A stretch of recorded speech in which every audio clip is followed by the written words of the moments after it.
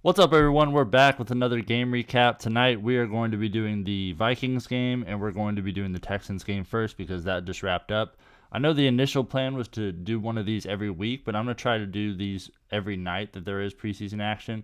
That way, we can get these out right away, and I haven't really seen anybody do something like this for football, so I think it's going to be a good exercise for us. The big story coming into this game was CJ Stroud. How is he going to do in his first preseason action? And I saw a lot of people on Twitter kind of make excuses for him, say that the O-line was the issue, but I think we just need to call it what it was. This is a guy in his very first NFL game ever, and he looked like it. He didn't look comfortable. This was not the game for him. And at the same time, we got to understand that it is his very first game, and they already named him the starter for week 1, so he has to be showing something in practice to elevate him above these guys. Just because he's a high pick doesn't necessarily mean that they have to name him the starter for week 1. But this was bad. This was not good. He is going to get better than this. Davis Mills looked a lot better. Case Keenum looked a lot better, but they've been there and done that before. They don't have to get acclimated to the same stuff that CJ Stroud does. So let's just keep that in mind with him. Really bad day for Stroud, but better days are certainly ahead. The running backs, I think Mike Boone and Dare Ogunbowale are fighting for that spot behind Devin Singletary and Dameon Pierce.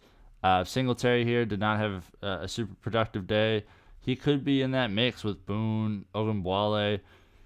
I think that Dameon Pierce is so far ahead of everybody else talent-wise in this backfield. So not much here to take away from, honestly.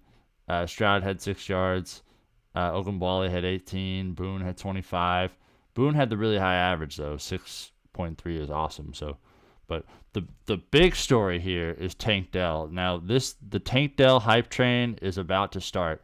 I've been trying to figure out who the number one receiver is going to be for the Texans. They have a lot of receivers who are about as good as each other.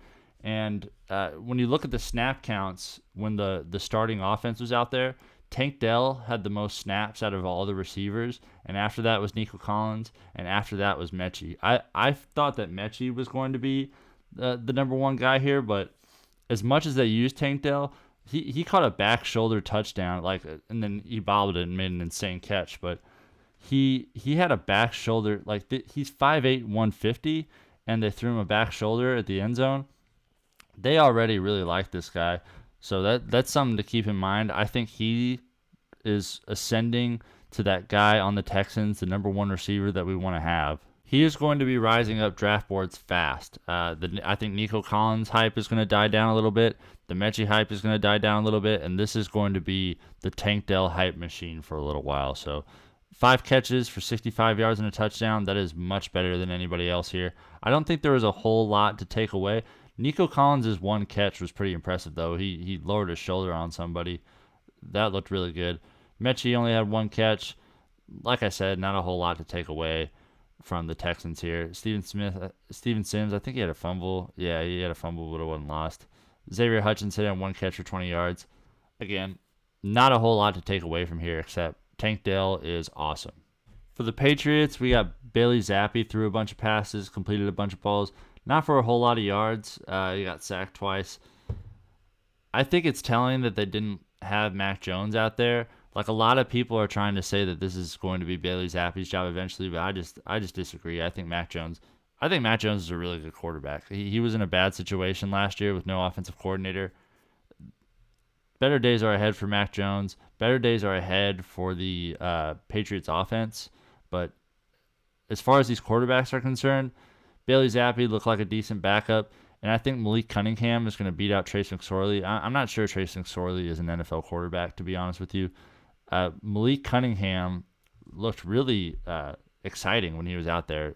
5 carries for 34 yards, led the team in rushing, the only guy with a rushing touchdown. He looked really exciting. He could be someone that's really useful for the Patriots here soon. For the running backs, the Pierre Strong, J.J. Taylor battle is going to be interesting to follow. No Ramondre Stevenson here, so Trace McSorley had 3 yards. Bailey Zappi had 6. Not a whole lot here. Pierre Strong led the way as far as running backs are concerned, with 3.5 yard average. Not much there. Tyquan Thornton led the way for receivers. He looked good. He had a good catch on the sideline there. Trey Nixon had 4 catches. Pierre Strong had 3 catches to go along with how many yards did he rush for? He had 21 yards rushing. So pretty solid day for him. J.J. Taylor had 2 catches. Kayshon Boutte, he's going to be really interesting because everybody knows he has the talent, but I'm just not sure that he takes football all that seriously. We know how seriously New England takes things, so this will be a good test for him to see if he's actually an NFL player or not. But yeah, nothing really here all that exciting. I will say if there is one guy to pick out of the Patriots, it'd be Tyquan Thornton because he had that big catch, and he could have a spot in the rotation this year for receivers. But without Mac Jones, without Ramondre Stevenson, without Juju Smith-Schuster, without Devontae Parker, there was no Gesicki, no Hunter Henry. There just wasn't really a whole lot to take away from the Patriots as far as fantasy is concerned. Last game of the night, we had the Vikings and the Seahawks. For the Vikings, Nick Mullins had a pretty solid day, 14-20 for 139 yards and a touchdown. Not a whole lot there to complain about. Jaren Hall, another rookie who looked like a rookie out there, 6-14, 37 yards. The same thing with CJ Stroud. Don't jump to conclusions based off of this. Very first game, things are going to be moving really fast for him. For the rushing, Ty Chandler had 11 carries and 41 yards. He's the guy out of this group that you want to keep in mind. He looked just a lot more explosive than these other 2 backs, really, and then Nick Mullins. Dwayne McBride had 6 carries for 15 yards. He's kind of the guy who I expected to kind of rise up that depth chart and be that number 2 guy. But based off of this, Chandler just looked a lot better than McBride did. So I'm expecting big things out of if anybody's going to make big things out of here, it's going to be Ty Chandler. Receiving, Jalen Reagor had 4 catches, 55 yards. He's going to have a role in this offense somewhat. N'Keal Harry, he looked pretty decent, 2 catches, 24 yards. Jordan Addison looked really good. He only had the 1 catch for 22 yards, but he had a toe tap catch that got called back. He just looked really quick out there, really fluid mover. Kind of all the positive things we saw in him at USC. Just a good route runner.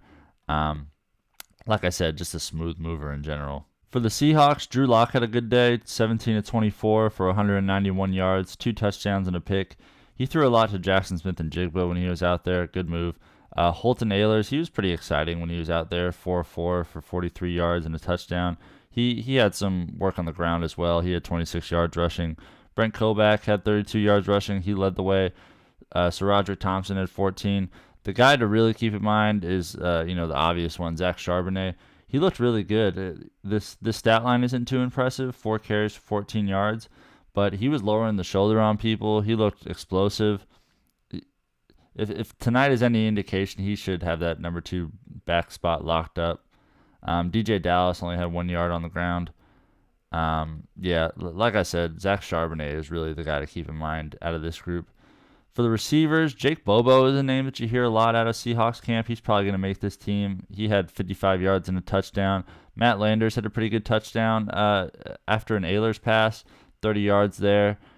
Jackson Smith-Njigba, like I mentioned earlier, Drew Lock was really feeding him when he was out there.